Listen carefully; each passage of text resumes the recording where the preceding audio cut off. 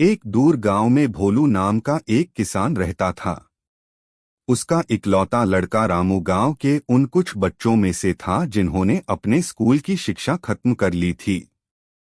क्योंकि गांव में उच्च शिक्षा के लिए कोई उचित सुविधा नहीं थी, भोलू के पास इसके अलावा कोई और विकल्प नहीं था कि वह रामू को शिक्षा के लिए शहर भेजे जो मीलों दूर था।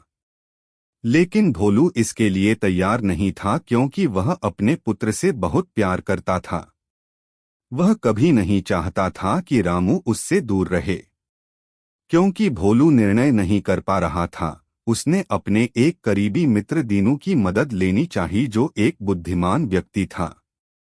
यह बहुत जरूरी है कि तुम रामू को उच्च शिक्षा के लिए शहर भेजो, क्योंकि अपनी शिक्षा पूरी करने के बाद वह हमारे गांव की प्रगति के लिए बहुत योगदान कर पाएगा, दीनू ने सुझाव दिया। भोलू मान गया। लेकिन जब मेरा पुत्र दूर होगा तो मैं उससे निरंतर संपर्क रखना चाहता हूं, उसने कहा। तुम उसे पत्र भेज सकते हो और रामू जवाब दे देगा, दीनू ने कहा।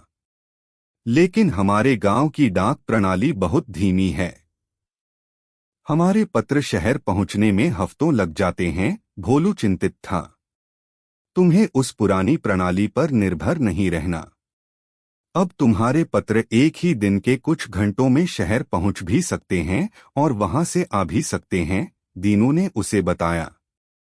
क्या पत्र उड़कर जाएगा? भोलू ने मासूमियत से पूछा। हाँ, तुम यह कह सकते हो। वास्तव में यह एक सस्ती उपग्रह द्वारा संचार प्रणाली है। तुम्हें बस अपना पत्र दफ्तर में बैठे हुए व्यक्ति को देना है। वह तुम्हारा संदेश तुरंत भेज देगा, दीनू ने समझाने की कोशिश की। भोलू इस सिद्धांत को तो नहीं समझ सका, लेकिन वह आश्वस्त था और उसने इस प्रणाली को उड़ता हुआ पत्र कहना ही ठीक समझा। इस तरह से उसने रामू को आगे की शिक्षा के लिए शहर भेजा और उसके साथ उड़ता हुआ पत्र सेवा के द्वारा निरंतर संपर्क बनाए रखा। टेक्नोलॉजी उपग्रह द्वारा संचार हमारी पृथ्वी ग्रह में अलग अलग जगह पर संदेश भेजने के लिए कृत्रिम उपग्रहों का प्रयोग किया जाता है। यह टेक्नोलॉजी विशेष रूप से दूर और अलग क्षेत्रों के लिए उपयोगी है।